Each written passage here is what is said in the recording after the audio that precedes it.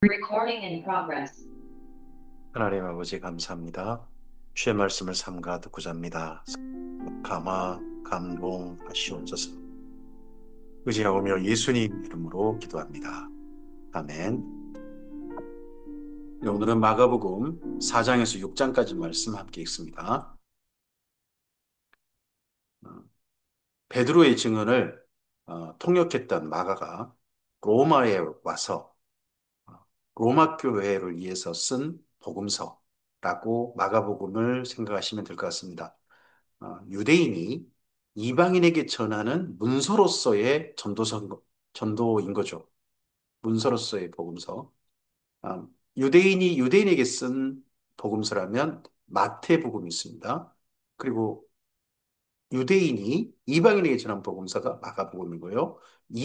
전도받은 이방인이 예수님을 믿고서 예수님 사실을 확인하고서 이방인에게 전한 복음은 누가복음입니다.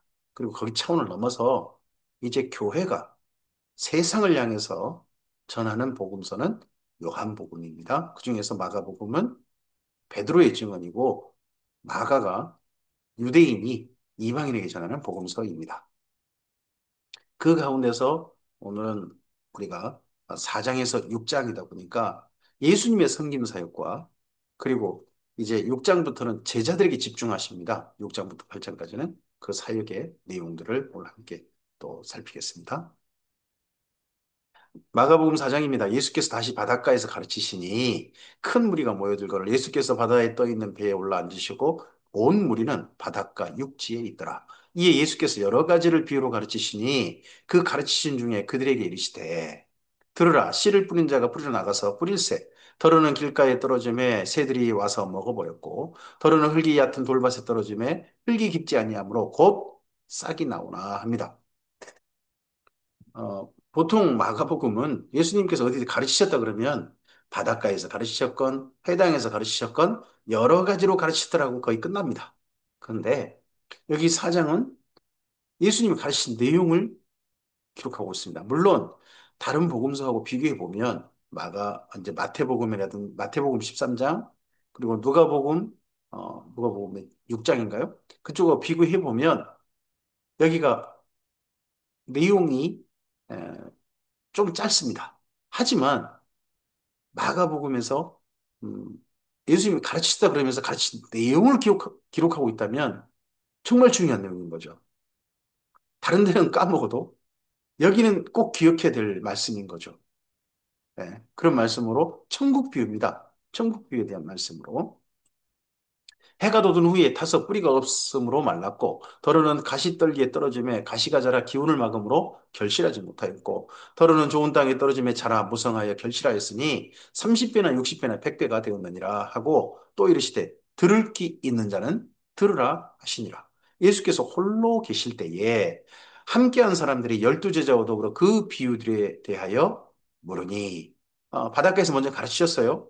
그리고 난 다음에 제자들이 예수님과 함께한 사람들, 그럼 제자들만 있는 거 아니죠? 그런 사람들이 예수님께 이 비유들에 대해 물어봤다는 거죠. 이르시되 하나님의 나라의 비밀을 너희에게는 주었으나 외인에게는 모든 것을 비유로 하나니 이는 그들이 보기는 보아도 알지 못하며 여기 그들로라는 12절에 그들이 누굽니까? 외인이라는 사람들입니다. 듣기는 들어도 깨닫지 못하게 하여 돌이켜 죄사함을 얻지 못하게 하려 함이라 하시고 자 여기 내용은 이사야서 6장에 있는 말씀을 인용한 겁니다. 이사야 사명과 똑같죠. 보기는 보아도 알지 못하며 듣기는 들어도 깨닫지 못하게 하여 돌이켜 근데 중요한 표현이 있습니다. 죄 사함을 얻지 못하게 한다. 그럼 여기 천국에 대한 비밀은 그 비유 속에 담은 비밀을 깨닫지 못하면 죄 사함을 못 받는다는 이야기입니다. 이 비밀이 무엇일까?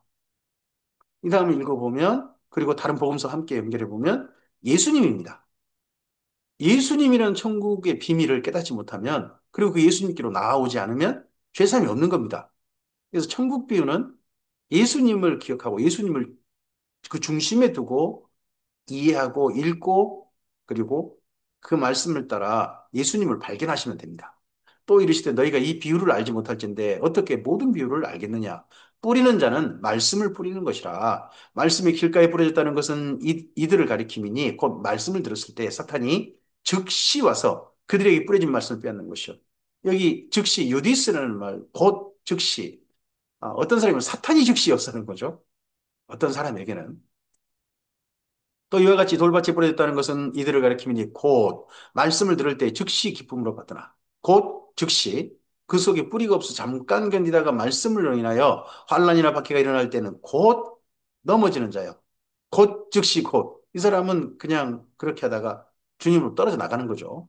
또 어떤 이는 가시 떨기에 뿌려진 자니 이들은 말씀을 듣기는 하되 이스라엘 민족이 듣는다 할 때는 듣고 실천한다는 뜻입니다.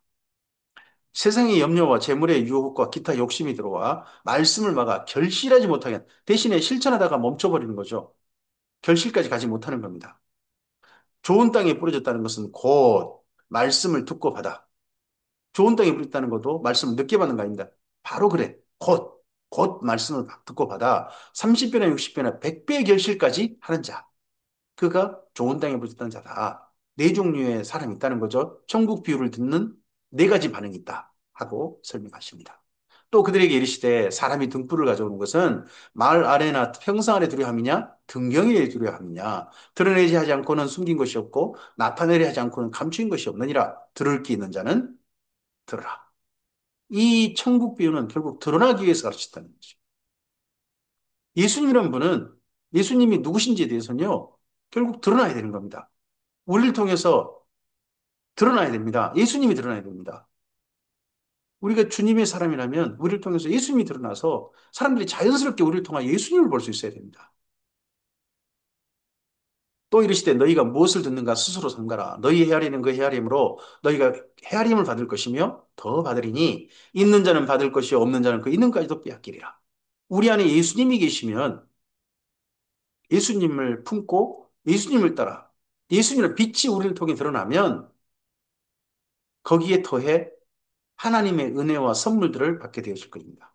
하지만 예수님이 없는 자는 우리 인생들, 그 모든 것들까지도 하나님 안에서 몰수당할 겁니다.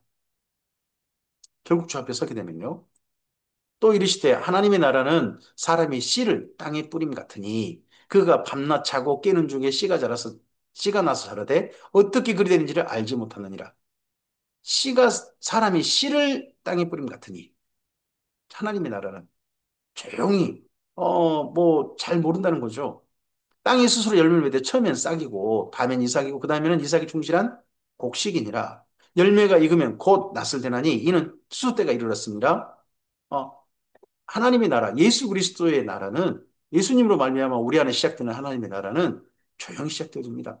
어떤 사람은 요란하게 시작할 수도 있습니다. 하지만 대부분 예수님을 만난 이들로 말미암아 시작되는 하나님의 나라는 조용히 시작되어집니다. 그리고 싹이 나면 싹이 났네? 뭔가 달라진 게 보입니다. 그리고 자랍니다. 그리고 마침내 열매를 반드시 맺습니다. 이게 하나님의 나라입니다. 또 이르시되 우리가 하나님의 나라를 어떻게 비교하며 또 무슨 비유로 나타낼까? 겨자씨 한 알 같으니 이 겨자씨 한 알이 예수님이라고 생각하시면 됩니다. 내가 예수님을 만나는 겁니다. 근데 내 안에 예수님은요, 겨우 겨자씨 한 알 같이 심겨집니다. 처음에는 작은 생명체인 거죠. 하지만 생명이 들어 있습니다. 내 안에 아주 예수님이라는 분이 들어오신다는 것이 뭐 우리 인생 전부를 어떤 사람에서 다 바꿀 수도 있습니다만은 겨자씨 한 알 같이 취급될 수도 있습니다. 땅에 심길 때에는 땅의 모든 씨보다 작은 것이로되 심긴 후에는 자라서 모든 풀보다 커지며 큰 가지를 내나니 공중의 새들이 그 그늘에 깃들일 만큼 되느니라. 우리 안에 예수님이 계신다는 분명한 증거는요. 점점 예수님이 우리 인생 가운데 우리 삶 가운데 자라는 겁니다. 다른 나무들보다 더 자랍니다. 그 다른 나무들은 우거지지 않지만 예수 그리스도라는 나무는 무성해집니다. 내 인생 가운데서. 그리고 그 예수 그리스도의 인생, 예수 그리스도 나무에 새들이 깃들고 거기에 중심되어진 우리 인생이 되는 거죠. 예수께서 이러한 많은 비유로 그들이 알아들을 수 있는 대로 말씀을 가르치시되 비유가 아니면 말씀하지 않으시고 다만 혼자 계실 때 그 제자들에게 모든 것을 해석하시더라. 이러한 천국 비유는요, 무리들이 있을 때는 그냥 뭐 해석해 주진 않으신 것 같습니다. 많은 비유로 하되 대신에 이 예수님과 함께하는 사람들은 알아들을 수 있도록 말씀을 가르쳐 주셨습니다. 그리고 또 제자들에게는요, 모든 걸 다 해석해 주셨습니다. 근데 천국 비유는 감춰져 있지 않습니다. 다 열려 있고 다 가르쳐 주셨고 해석해 주신 겁니다. 그래서 천국 비유는 성경에 기록될 때 그 뜻을, 비유의 뜻을 이해하는 사람들이 성경을 기록했습니다. 오늘 우리들에게도 비유는 예수님을 영접한 자들에게는 이 천국 비유는 열려 있습니다. 그날 저물 때 제자들에게 이르시되 우리가 저편으로 건너가자 하시니 그들이 무리를 떠나 예수를 배에 계신 그대로 모시고 가매 다른 배들도 함께 하더니 큰 광풍이 일어나며 물결이 바다에 배에 부딪혀 들어와 배에 가득하게 되었더라. 예수께서는 고물에서 베개를 베고 주무시더니 제자들이 깨우며 이르되 선생님이여 우리가 죽게 된 것을 돌보지 아니하시나이까 하니 예수께서는 고물에서 베개를 베고 주무시더니 제자들이 깨우며 이르되 선생님이여 우리가 죽게 된 것을 돌보지 아니하시나이까 하니 예수께서 깨어 바람을 꾸짖으시며 바다더러 이르시되 잠잠하라 고요하라 하시니 바람이 그치고 아주 잔잔하여 지더라. 어, 바람은 꾸짖으셨고요. 바다더러는 잠잠하라 고요하라 하셨습니다. 그러니까 바다에서 지금 물결이 일어났잖아요. 큰 파도가 일어나는 그런 것들이 잠잠하라 고요하라. 이에 제자들에게 이르시되 어찌하여 이렇게 무서워하느냐 너희가 어찌 믿음이 없느냐 하시니 그들이 심히 두려워하여 서로 말하되 그가 누구이기에 바람과 바다도 순종하는가 했다. 예수님이 천국 비유를 말씀하신 예수님에 대해서 제자들이 다 해석해 주셨는데 그분을 향한 아직 믿음은 어린 상태다 하는 것도 이 솔직한 고백인 거죠. 솔직한 고백. 제자들의 고백입니다. 이분이 누구이기에 이분이 누구이기에 바다도 바람과 바다도 순종하는가? 이런 이런 제자들이 이후 가이사랴 빌립보의 신앙 고백으로 이어지게 됩니다. 마가복음 5장입니다. 예수께서 바다 건너편 거라사인의 지방에 이르러 배에서 나오심에 곧 더러운 귀신 들린 사람이 무덤 사이에서 나와 예수를 만난지라. 이 거라사 지방, 거라사인의 지방 이쪽에서 만난 이 귀신 들린 사람, 더러운 귀신 들린 사람이라고 돼 있죠. 근데 다른 마태복음에 보면 두 명으로 돼 있습니다. 무슨 소리 두 명. 여기는 더러운 귀신 들린 사람 한 명처럼 말씀하고 있습니다. 그 사람은 무덤 사이에 거처하는데 이제는 아무도 그를 쇠사슬로도 맬 수 없게 되었으니 이는 여러 번 고랑과 쇠사슬에 매여서도 쇠사슬을 끊고 고랑을 깨뜨렸습니다. 그리하여 아무도 그를 제할 힘이 없는지라. 이 자세한 내용은요. 어, 이 귀신 들린 자가 어느 정도 형편이었는지 사람들에게 어느 정도 영향력을 미치고 있었는지에 대해서는 마가복음만큼 자세한 게 없습니다. 마가복음의 특징 중에 하나가 읽다 보면 그런 특징이 발견될 겁니다. 예수님의 말씀에 대해서는 간략하게 또는 여러 가지로 가르쳤다라고 기록하지 않는 그런 특징이 있고요. 대신에 예수님의 기적, 예수님께 나타내신 그 놀라운 사건들, 이런 사건들에 대해서는요.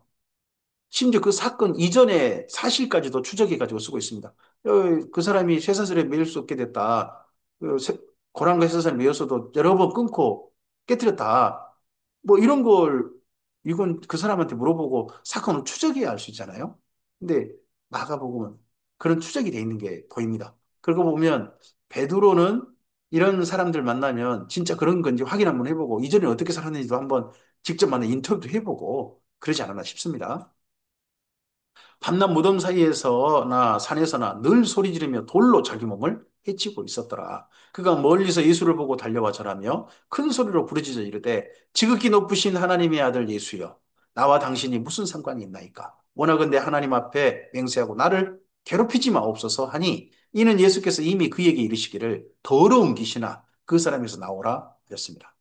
여기 마가복음의 특징 한 가지 꼭 기억하시라고 말씀드렸습니다. 미리 귀신들은 항상 더럽다고 합니다. 더러운 귀신아. 우리가 더러운 삶을 살았던 우리 삶이 하나님 앞에서 더러운 부정한 삶을 살았던 것의 기본 특징은 귀신에게 영향받고 있었다. 악령에게 영향받고 있었다. 하는 게 여기 마가복음의 기본적인 색깔인 것 같습니다. 그랬던 우리들이 성령님이 오심으로 말미암아 거룩한 삶으로 옮겨진 겁니다. 예수님과 함께 예수님으로 말미암아 거룩한 삶으로 옮겨진 겁니다. 예수님께서 옮겨 놓으신 겁니다. 내 재성을 받았느니라 하시면서 깨끗함을 받으라 하시면서 우리를 옮겨 놓으신 것입니다. 그러한 옮겨 놓으신 예수님을 따라서 우리 삶이 더러운 삶으로 이제 돌아가서 안 됩니다. 정결한 삶으로, 선한 삶으로 나가야 되는 거죠. 이에 물으시되 내 이름이 무엇이냐? 이르되 내 이름은 군대니 우리가 많음이니라 하고 자기를 그 지방에서 내보내지 마시기를 간구하더니 마침도 유대 있습니다. 거기 돼지의 큰 떼가 산 곁에서 먹고 있는지라. 이에 간구하 이르되 우리를 돼지에게 보내어 들어가게 하소서 하니 허락하신대 더러운 귀신들이 나와서 돼지에게로 들어가매 거기 거의 2,000마리 되는 떼가 바다를 향하여 비탈로 내리더라 바다에서 몰사했다는 겁니다. 이 거라사 지방에서는 돼지떼를 길렀습니다. 원래 유대인들은요 돼지 안 기릅니다. 돼지고기를 먹지도 않고 돼지를 기르지도 않습니다. 그 가나안 땅에서는요 돼지를 기르기가 좋은 환경이 아닙니다. 돼지는 너무 많이 먹어요. 너무 많이 여기저기 헤쳐버리고. 그래서 돼지를 길렀다가는 그 일이 납니다. 돼지고기를 아예 안 먹고 또 돼지를 안 기릅니다, 유대인들은. 그런데 여기 돼지를 길렀다면 이 거라사 지방은 유대인들을 위한 게 아닙니다. 그쪽 지방에 헬라인들이 이주해 와 있습니다. 폴리스라고 그러죠. 데가볼리라고 그러죠. 데카폴리스. 10개의 도시를 만들었는데 그게 다 헬라인 이주 지역입니다. 헬라인 이주 지역. 그 헬라인 이주 지역의 헬라인들을 위해서 헬라인들의 먹거리 공급 차원이 여기 거라사 지방입니다. 그래서 이 거라사 지방은 유대인일 수도 있고 심지어 이 거라사 지방에 사는 사람들, 이 귀신 들린 자가 이방인일 수도 있습니다.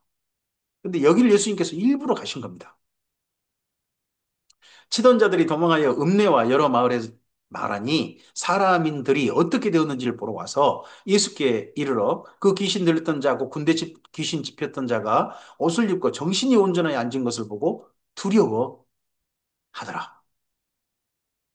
그걸 보고 기뻐하더라 그런 게 아니고 두려워하더라.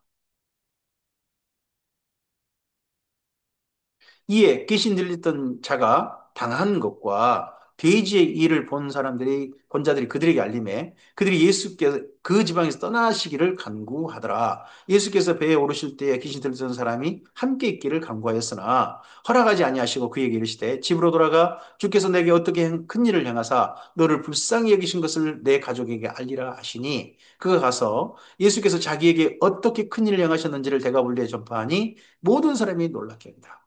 저기 마가복음 5장에서 예수님께서 제자들에게 보여준 사역인데요. 마가복음 5장의 기본 특징이 뭐냐 그러면 큰 중요한 사건, 이적 사건 세 가지거든요. 근데 그 사건들이 전부 다 가족으로 돌아가는 겁니다. 가족으로 돌아가라. 먼저 여기 거라사 지방에 이 귀신 들던 사람을 가족에게 돌려보내십니다. 물론 그 사람은 예수님의 행하신 일들을 사람들에게 알렸죠. 예수께서 배를 타시고 다시 맞은편으로 건너가시니 큰 무리가 그에게 모이거늘 이에 바닷가에 계시더니 해당 장 중에 하나인 야이로라 하는 이가 와서 예수를 보고 발 아래 엎드리려 합니다. 해당 장이라면 유대교에 열심히 한 사람이죠. 여기 회당이란 유대교 회당입니다. 어, 그러려면 이 사람은 도리어 바리새인들과 친해야 되겠죠. 바리새인들의 지도를 받아야 되고 그런 입장일 겁니다. 그런데 해당 장 중 한 사람인데 야이로가 예수님께 나왔습니다. 그리고 그 발에 엎드렸습니다. 간곡히 구하여 이르되 내 어린 딸이 죽게 되었사오니 오셔서 그의 손을 얹으사 그로 구원을 받아 살게 하소서 하거늘 내 어린 딸을 살려주시옵소서. 지금 해당 장인 이 사람이 나름 힘써봤지 않겠습니까? 어린 딸을 위해서. 근데 도저히 안 되고 죽어가는 겁니다. 그래서 그 딸을 위해서 예수님이 기꺼이 가십니다.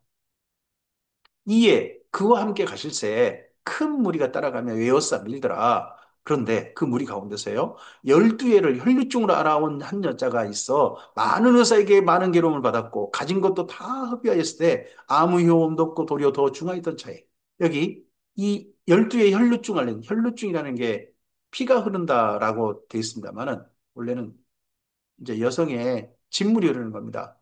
성병인 거죠. 성병을 앓은 지 12년이 돼버린 겁니다. 그러면 만성이 돼버리고 나을 수가 없습니다, 이제. 그런데 그 여인이 그동안 이 병 낫기 위해서 이 성병이 어떻게 시작됐는지 모르겠습니다만 이에 대해서 고침받으려고 많이 노력했다는 겁니다.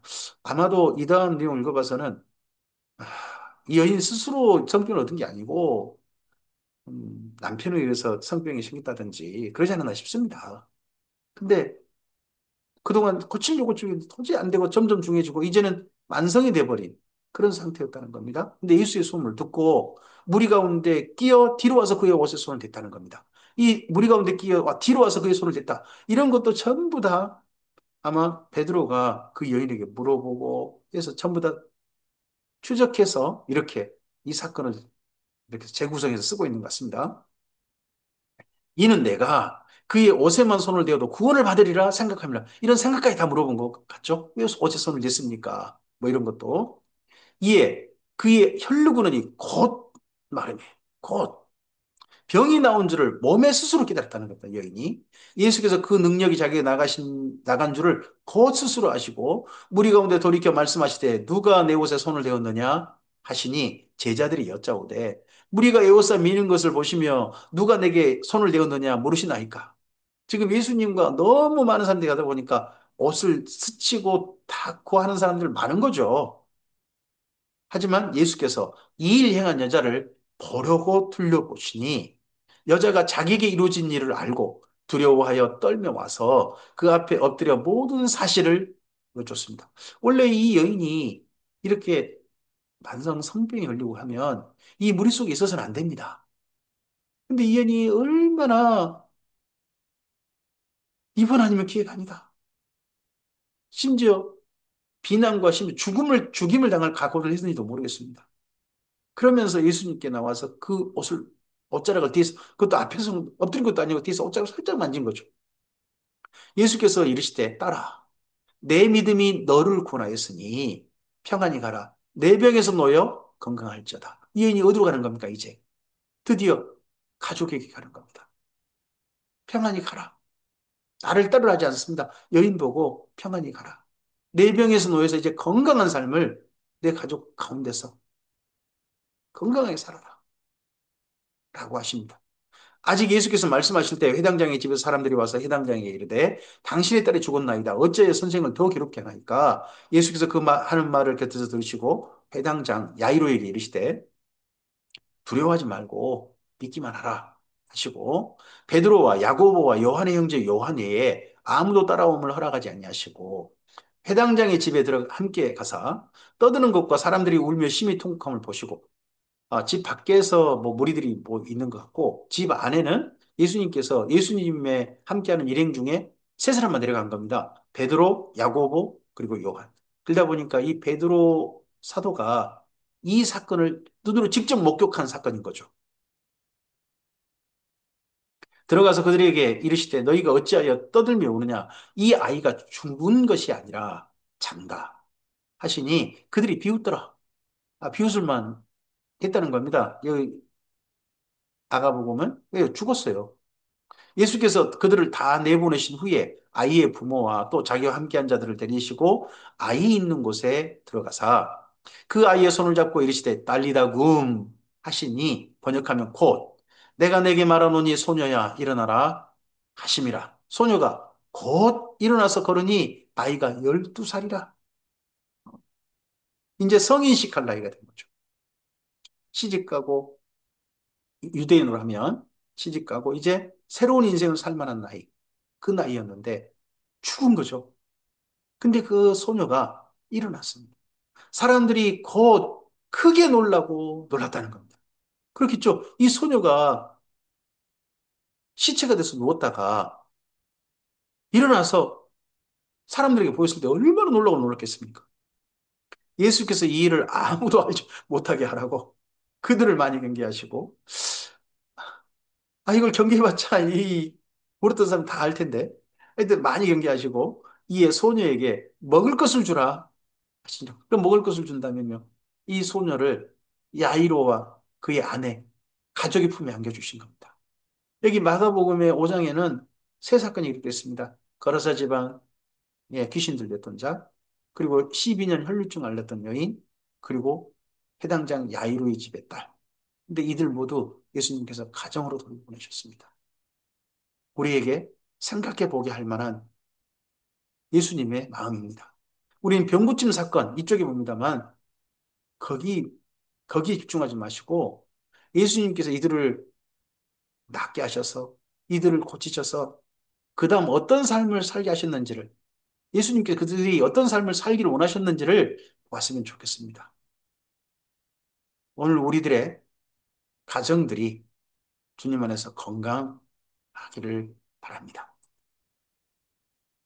마가복음 6장입니다. 예수께서 거기를 떠나사 고향으로 가시니 제자들도 따르니라. 이 고향이란 나사렛이죠. 예수님이 태어난 고향은 아니에요. 태어난 고향은 베들레헴입니다. 하지만 자라신 고향은 나사렛이죠. 안식일이 되어 회당에서 가르치시니 많은 사람이 듣고 놀라 이르되 이 사람이 어디서 이런 일을 얻었느냐? 이 사람이 받은 지와 그 손으로 이루어지는 이런 권능이 어찌 됨이냐? 이 사람이 마리아의 아들 목수가 아니냐?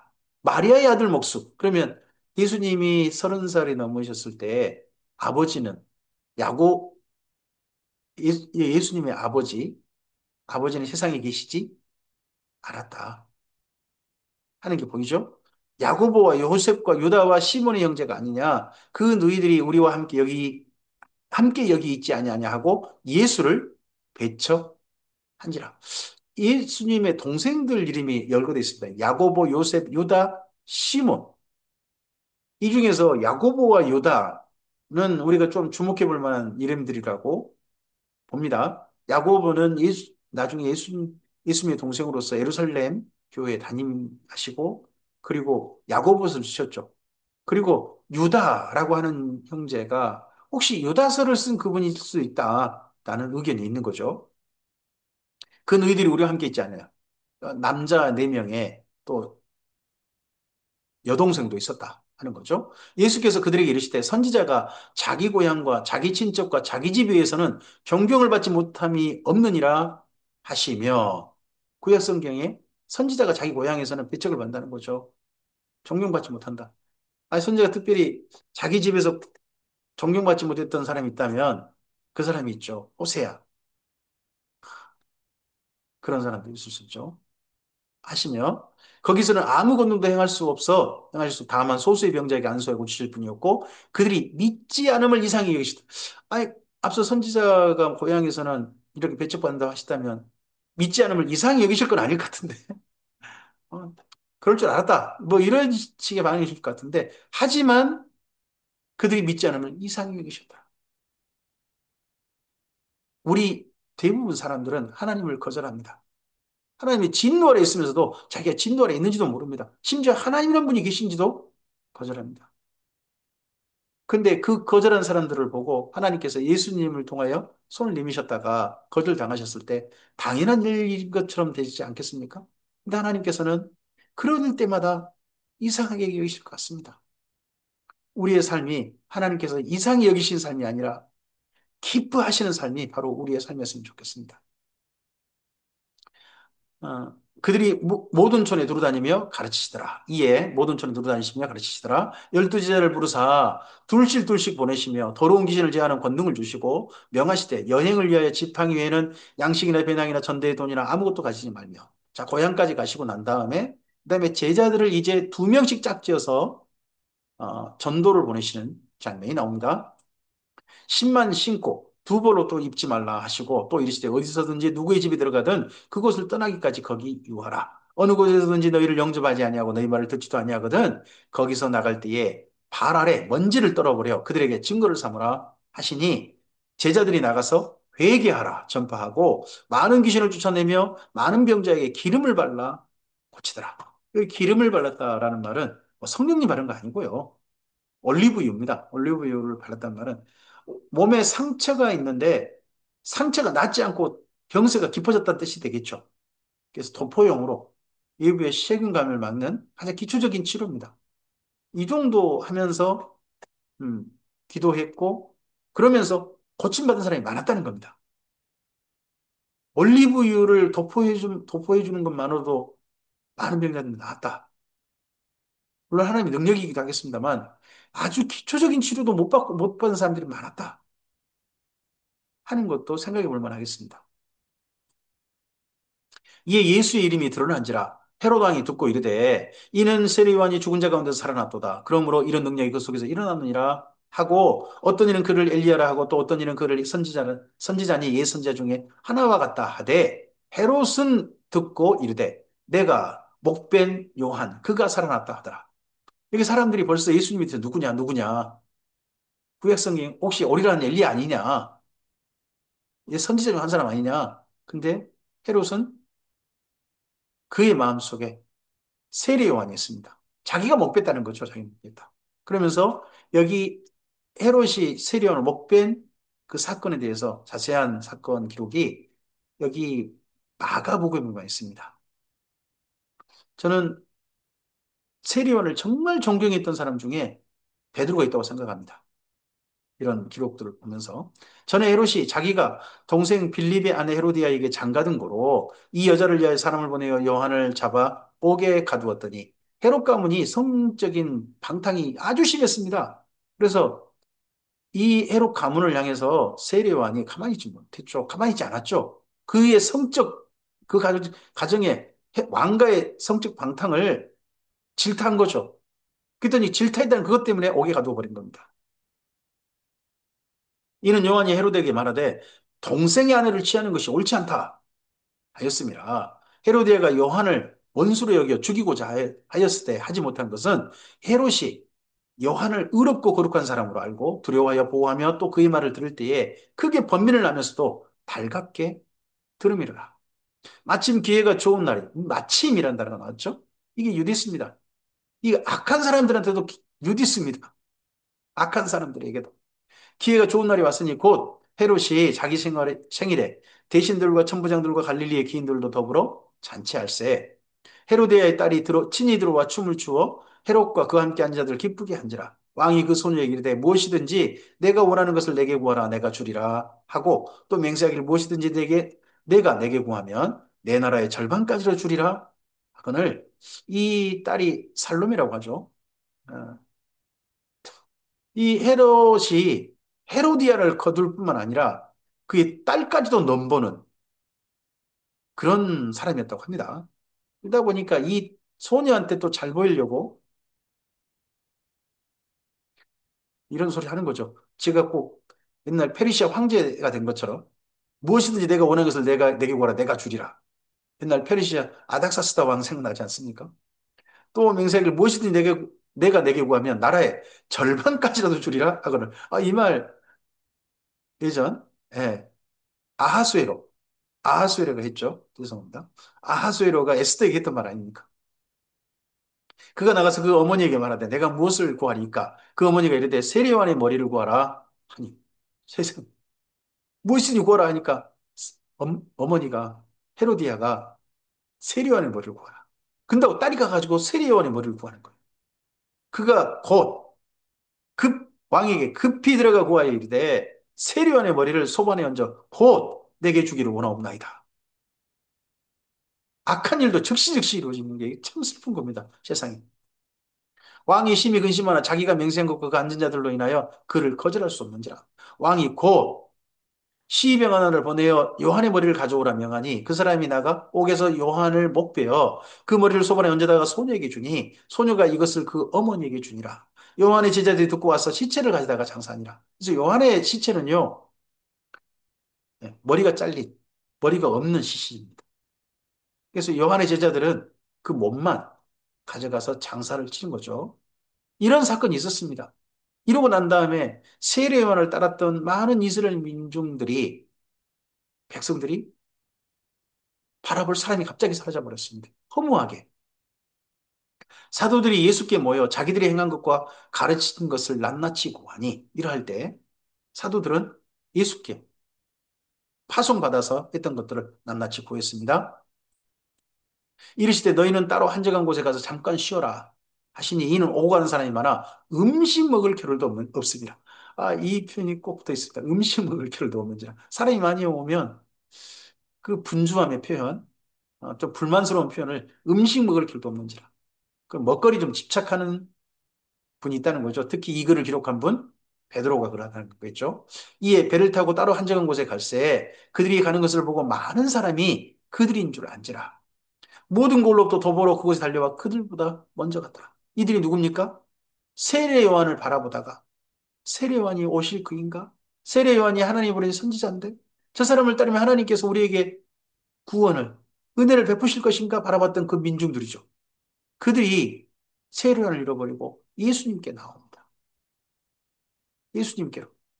예수께서 나오사 그 큰 무리를 보시고 그 목자 없는 양 같음을 인하여 목자 없는 양 같은 세례 요한 따르다가 따를 리가 없어 사라져버린 거죠. 그래서 예수님께 나온 사람들이에요.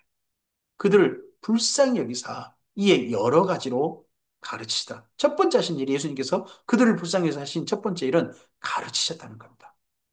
날이 저물어가며 제자들이 예수께 나와 여짜오되 이곳은 빈들이요 날도 저물어가니 합니다. 그러면 이때 온 무리들이 병 고침 받은 사건은 별로 없는 것 같습니다. 그럼에도 불구하고 예수님께 나온 겁니다. 이때가 6월절 정도라고 요한복음이 기록하고 있습니다. 6월절 정도? 6월절 정도면요. 유대인들은 농사 추수하기 아주 바쁩니다. 범추수가. 근데 이곳 사람들은 범추수할 것도 없이 일할 자리도 없이 예수님께 나온 사람들입니다. 몸은 멀쩡하나 삶이 너무 빈궁하고 안타까운 이들입니다. 그들을 예수님께 불쌍히 여기시고 가르치시고 그 먹을 거리 없는 사람들을 돌보십니다. 무리를 보내어 두루 총과 마을로 가서 못을 사 먹게 하옵소서.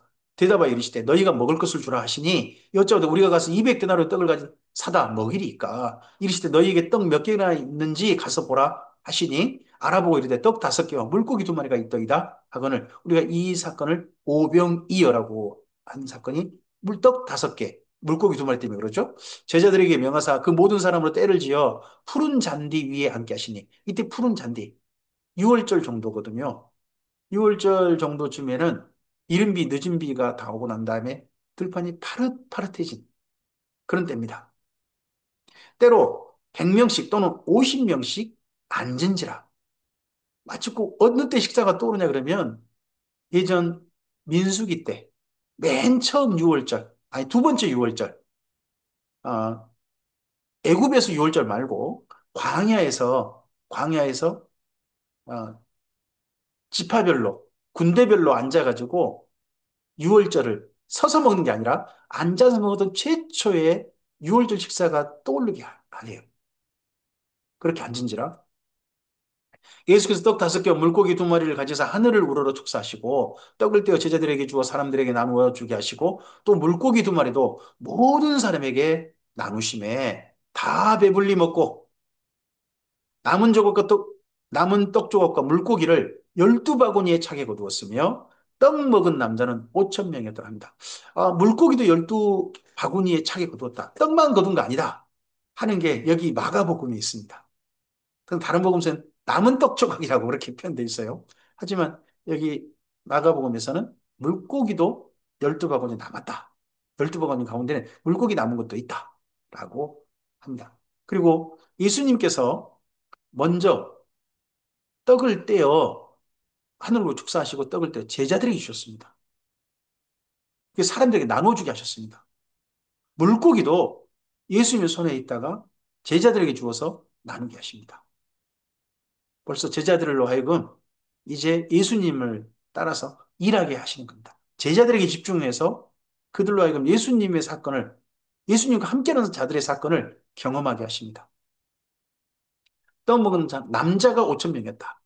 예수께서 즉시 제자들을 제촉하사 무리들을 제촉하신 게 아닙니다. 제자들을 제촉하사 자기가 무리를 보내는 동안에 배 타고 앞서 건너편 벳세다로 가게 하시고 무리를 작별하신 후에 기도하러 산으로 가시니라. 예수님께서 기, 기도하신 시간이 무리들과 헤어진 시간입니다. 저물었지 않습니까? 그럼 밤이고 새벽이고 이럴 때입니다. 왜요? 낮 시간에 유대인들이 하는 오전 9시, 12시, 오후 3시 시간에 기도하실 수가 없어요. 그 시간에서 제자들이, 사람들이 너무 많이 몰려와서 저물매 배는 바다 가운데 있고 예수께서는 홀로 무태에 계시다가 바람이 거스름으로 제자들이 힘겹게 노젓는 것을 보시고 밤 사경쯤에 바다 위로 걸어서 그들에게 오사 지나가려고 하셨다는 겁니다. 밤 사경 더하기 6을 하면 우리나라 시간 정도가 될 수 있다고 그러죠. 뭐 사경 그러면 우리가 밤 10시 뭐 그렇게 생각해도 조금 뭐 틀린 시간은 아닐 겁니다. 그리고 지나가려고 하심에 제자들이 그가 바다 위로 걸어오심을 보고 유령인가 하여 소리 질렀다는 겁니다. 어, 갈릴리 이쪽에 호수 또는 바다에 밤에 바람이 세차게 불 때가 있습니다.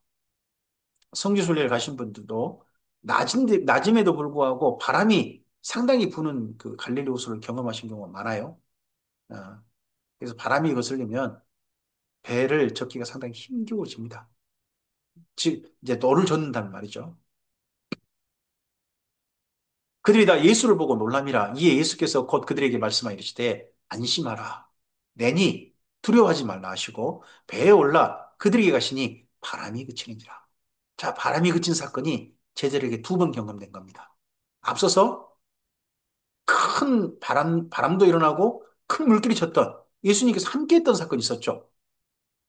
배에서 주무셨던 예수님 사건. 근데 이번에 예수님께서 제자들에게 걸어오셔서 배에 오르시자 바람이 그쳤습니다. 이 두 사건을 베드로는 특별히 마음에 기억했던 것 같습니다. 제자들이 마음에 심히 놀라니 이는 그들이 그때 떡 대시던 사건을 깨닫지 못하고 도리어 마음이 둔하여졌습니다. 그리고 이 사건에서 사실은 한 가지 중요한 사건이 있습니다. 다른 복음서에서 기록되고 있죠. 마태복음에는 이때 베드로가 걸었다는 겁니다. 근데 마가복음에서는 베드로가 걸었던 사건을 기록하지 않습니다. 말하지 않습니다. 왜 그렇습니까? 베드로가 자기 자랑하고 싶지 않은 겁니다. 이때 내가 유력에 걸은 사람이다. 이런 자랑하지 않습니다. 하지만 마가복음에서 베드로가 실수하고 잘못한 것은 솔직하게 기록합니다. 하나님께서는 정직한 자를 찾으신다고 하지 않습니까? 정말 정직한 자라는 것은 여러 가지 측면을 생각해 볼 수 있을 것 같습니다. 베드로는 이때 걸었던 사건에 대해서 자기 사건은 기록하지 않고 도리어 내가 깨닫지 못했다. 예수님 어떤 분이 깨닫지 못했다. 그래서 내 마음이 둔해졌다. 제자들이라고 했지만 사실은 베드로 자신이겠죠. 그렇게 기록하고 있습니다. 건너가 그 게네사렛 땅에 이르러 대고 배에서 내리신 사람들이 곧 예수신 줄을 알고 그 온 지방으로 달려 돌아다니며 예수께서 어디 계시다는 말을 듣는 대로 병든 자를 침상째로 메고 나아오니 아무데나 예수께서 들어가시는 지방이나 도시나 마을에서 병자를 시장에 두고 예수께 그의 옷가에라도 손을 대게 하시기를 간구하니 손을 대는 자는 다 성함을 얻으니라. 이런 것을 예수님께서 말씀 전하실 때보다는 베드로의 눈은 예수님께서 움직이시면서 사람들을 만나시고 사람들을 만지시고 사람들을 고치시고 사람들을 돌보신 사건에 훨씬 더 주목해 봅니다. 앞서서도 그 오병이어 사건 때 사람들이 찾아왔을 때 여러 가지를 가르치셨다고 하지 않습니까? 그들을 불쌍히 가르치셨는데 가르치신 내용이 기록되지 않아요. 이게 마가복음의 좀 특징이기도 합니다. 베드로가 어떤 또 사람인지도 한번 좀 생각해 볼 만한 부분이기도 합니다. 오늘 여기까지 말씀입니다. 네, 마가복음에 이제 예수님께서 제자들에게 자신을 내모 보이셔서 모범으로 사셨던 삶을 제자들에게 보이셨습니다. 그리고 그 이후 세례 요한이 순교하고서 그 다음에 예수님께로 나오는 무리들을 돌보시는 주님. 근데 무리를 돌보시되 그들을 제자들을 통하여 돌보시는 주님이심을 봅니다. 그리고 제자들에게 집중하시는 주님을 만납니다. 오늘 우리들에게도 세상 모든 사람들을 사랑하시는 하나님이십니다. 예수님이십니다.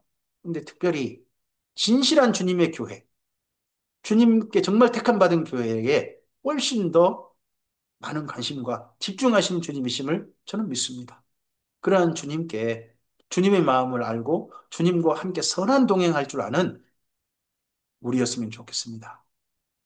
주님께서 이상히 여기는 사람들, 그 사람들 속에 속한 우리가 아니라 주님께서 기뻐하시며 한 천국의 비밀을 깨닫는 사람, 천국의 비밀이신 예수님을 가슴에 품고 천국의 나무를 자라게 하는 사람.